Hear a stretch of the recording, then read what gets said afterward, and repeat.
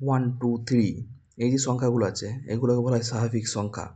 এবং এই স্বাভাবিক সংখ্যার সাথে যদি জিরোকে যুক্ত করে দেওয়া হয় তখন সেগুলো দাঁড়ায় অখণ্ড সংখ্যা। অখণ্ড সংখ্যার সাথে যদি -1 -2 -3 যোগ করে দেওয়া হয় তাহলে সেগুলো হয় পূর্ণ সংখ্যা। পূর্ণ সংখ্যার সাথে যদি ভগ্নাংশ যুক্ত করা হয় তাহলে সেগুলো হয় মূলদ সংখ্যা। মূলদ সংখ্যা এই যে অংশটা এটা বাদ দিয়ে বাকি যে সংখ্যাগুলো পড়ে থাকে √3 √6 দশমিকের এমন সংখ্যা যেগুলো বারবার রিপিট হয় সেগুলো বলা হয় অমূলদ সংখ্যা। এই মূলদ সংখ্যা অমূলদ সংখ্যা সবগুলো মিলিয়ে হয় বাস্তব সংখ্যা। আর এদিকে বাদ দিয়ে বাকি যেটা পড়ে থাকে -√1 এর মধ্যে সেগুলো হচ্ছে অবাস্তব বা কাল্পনিক সংখ্যা। আর এই পুরোটাকে বলা হয় সংখ্যা।